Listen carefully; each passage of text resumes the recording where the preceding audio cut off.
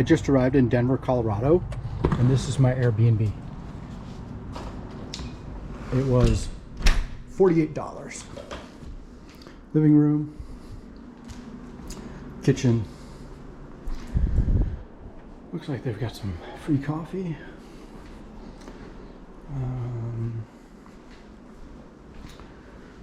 then we've got a couple rooms. I don't know if anyone else is staying here. Bathroom. Let's see, what does this say? Kittens and puppies, hopes and dreams. This is my room. Not bad. Oh, this is nice. I like the Rice Krispie treat and Hershey Kiss and water. I've got a desk so I can do some work. And yeah, I guess some work. Great. I might go climbing this evening. I'm not sure yet. I'm just happy to be in Denver. These are the conditions I'm driving in right now between Boulder, Colorado and Grand Junction. It's 37 degrees outside. I'm on Route 70 West and there's snow. It's a little treacherous. I slept in my car for the first time last night. It's a little cramped because it's a Prius C, but it actually worked out. I had to keep my legs bent the whole time. It feels good to stretch them. It's a little cold because I'm in Colorado at high elevation. I could have gotten a hotel, but I'm near Vail and I didn't want to spend like $150 for a hotel room or $100 or whatever it is. So I just stopped at a rest stop and I parked here and just pulled up a sleeping bag. I'm sort of packed in like a sardine.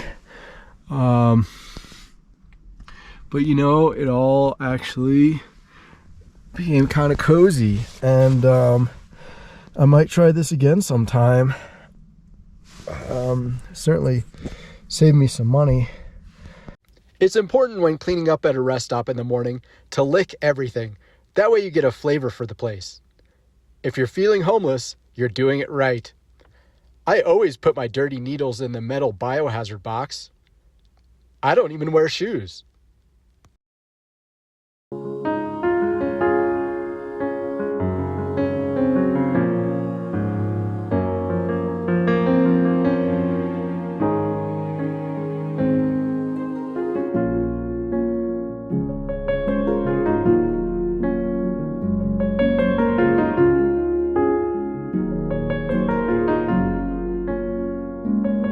Utah, the most overpopulated state in the country, the state with the most rocks per capita, and the only state that has broccoli trees.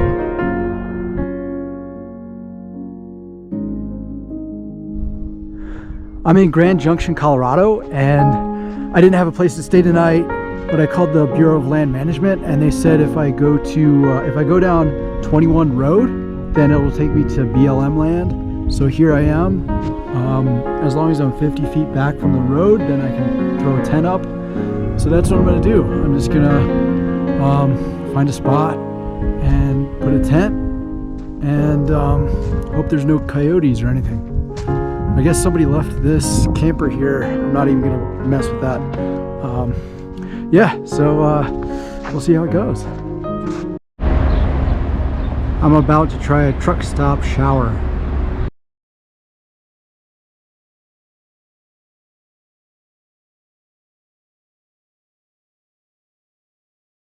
This is what a Love's truck stop shower looks like. They give you towels. Each shower is $16, but if you buy 50 gallons of fuel, it's free. Obviously, I didn't buy 50 gallons of fuel, so I paid $16. But hey, it's pretty clean. See, hopefully the water's warm.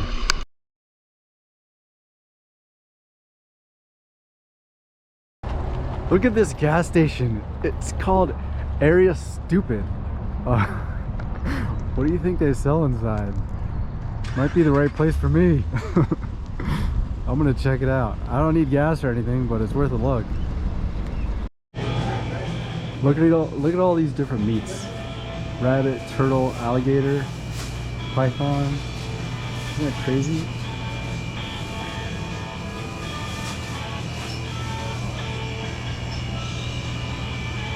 Camel.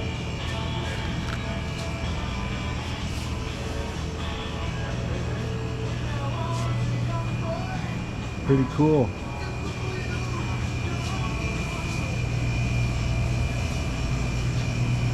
There.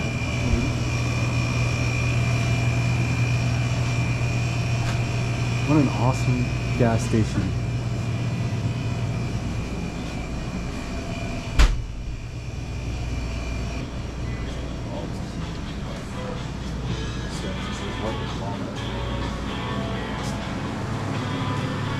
What a great place.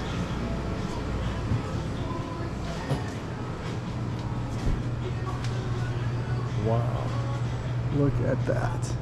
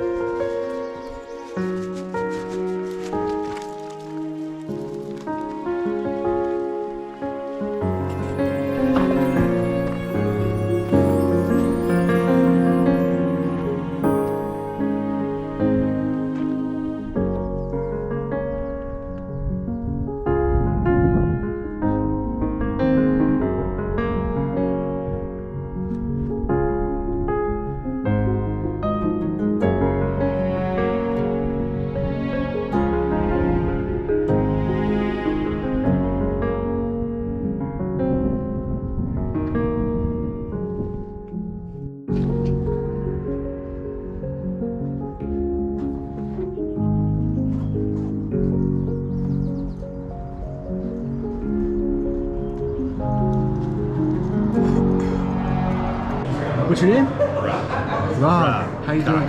How you doing, Rob? Pretty good, man. You were kind enough to take me climbing today. We met on Mountain Project, and you're a guide here in Moab. Yeah. Can you talk a little bit about what it's like guiding and what you do? Sure. I've only been doing it for 2 months, so my depth of experience is 2 months. So far, it's pretty sweet, man. We guide some canyons around here. So we take people hiking and a little bit of rappelling, teach them how to rappel, up to more technical canyons where you're elbow pads, knee pads, scrambling, wetsuits, shit sometimes. How long have you been climbing? 10 years. 10 years? Yeah, approximately. What got you into climbing? Coworker. I'm a carpenter and just another guy. I was actually in my apprenticeship school. We would go train for a week every quarter or so.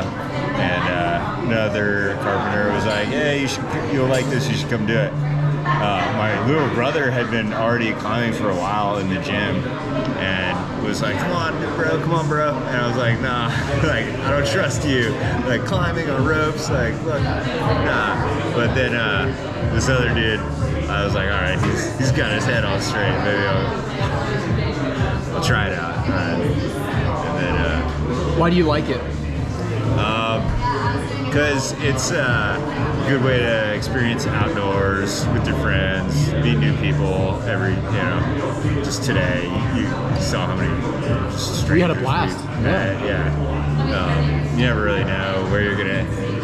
You head out with a little sketch of a plan sometimes, but ready to just audible to whatever looks good. We were chasing shade, just trying to like stay cool and have fun and learn some crack technique, right? And then you start running. It's a small community, so you like run into people you know. Like we ran into Joe and his friends. And we're sitting over here drinking beer now. Have you ever had a major injury? Not climbing, and in fact that's probably like one of the motivators that got me into climbing was like major injuries from mountain biking. So with climbing I get to go outside, feel like a sense of adventure and danger and exhilaration, but I get to manage the risk like a lot more so than mountain biking where like one wrong move, one wrong slip, and like high speed impact into a tree. So like major injuries from mountain biking downhill, and haven't touched a bike in like probably an off-road. I still like road bike for fun, transportation or whatever, but since I started climbing, that's like completely taken over that like need for a thrill while still like feeling pretty much in control, you know? Yeah. Along those same lines, what's your relationship to fear? I grew up like very afraid of heights, like afraid of roller coasters. I would still like go on them, but I was like scared, yeah. That's honestly, that might be why it's like kind of fun, because like I'm still like a little bit afraid every time I go out there, but you're able to rationalize it. You know your system, you know it's safe, and so you can kind of like logically like overcome the fear. It's always like a little bit back there though. Do you think it ever goes away? It might for some people, but for me, I think it's always going to be there. And it's like, I don't think it's a bad thing. It's like a healthy thing to be afraid of heights, right? So you respect it, but a little bit of fear, but still able to move forward in the face of fear. Yeah. So from the perspective of somebody who's just getting into rock climbing and their legs are shaking on like a 5.5, Right. like, do you think that that there's something innate in people, or is it just like your character as a person changes as a result of exposing yourself to these difficult climbs? Definitely exposure therapy it's for real.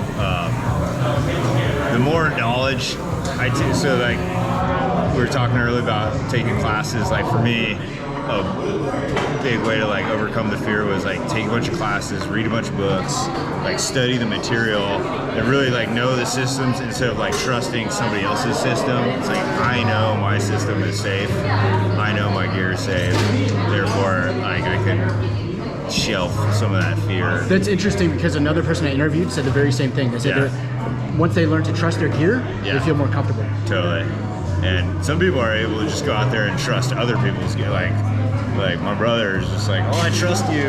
Like he'll just like hop on. You know, some people are like more cautious and just like, you know, very slowly ease my way in, doing a lot of studying. Yeah. And so some people, they have like a full-time job and they're like, I love rock climbing, but I don't want to be a dirtbag climber. How do you make it work so you can support your love of climbing? I know you're a guide. Yeah, well, the way I kind of transitioned to that was full-time construction worker, did not leave a lot of like time or energy to climb. So that's one of the main motivations that got me to like get my license and start my own company, so that I could, with my climbing partner, we could like, he was helping me with the construction, and we could form our schedule around climbing as opposed to like climbing around the work schedule, you know? So that was really sweet. For the last year, we were able to like, kind of like do building part-time, work a couple days, go climb, work, climb, you know, instead of like that 40-hour work week that just is like pretty hard to do anything besides like a weekend warrior kind of thing, right? I would sometimes like get to the climbing gym before work for like 45 minutes of bouldering or so. But yeah, and then also like having my own company allowed me to get enough funds and time off to go take classes. So I got my SPI, my woofer, and it started out kind of just for a fun thing to go do in the winter when construction slows down. But I met a bunch of guides in that class, and I was like, shit, I could do this. Yeah, this is fun. You're great at it. Oh, thanks. Yeah, thank you again for taking me out today. And the last question would just be, do you recommend rock climbing to other people? Do you think they should get into it? Yeah, you know, if you're kind of like to get off the beaten path and like outdoorsy person, but like it's great for people who are like into gear and like collecting all the little shiny pieces of gear and learning all the knots and stuff. There's a lot of like fun stuff there, and at the same time it's not like as much expense as like a mountain bike or a motorcycle, or there's like a lot more expensive hobbies. Once you got the shoes, the rope, the harness, helmet, you can just like get little one piece or two here and there, so it's pretty like cheap overall.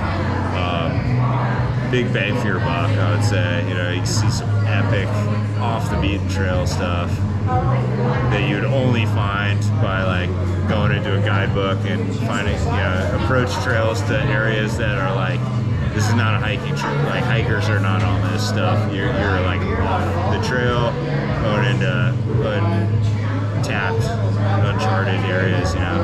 So yeah, and if you like I like just like the physical toughness of it. It like takes a lot of upper body strength, hand strength. It's just like a You good can have workout. muscles like this if you rock climb. Yeah. Thank you so much, man. I appreciate the interview. Thank you for the climbing today, and yeah, thanks. Very welcome, Andy. Yeah.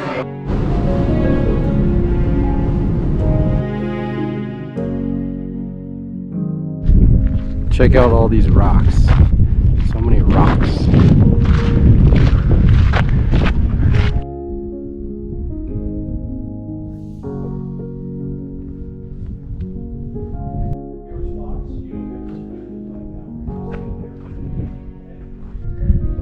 The natives in this area who used to live here used this man-made highway bridge for their bicycles.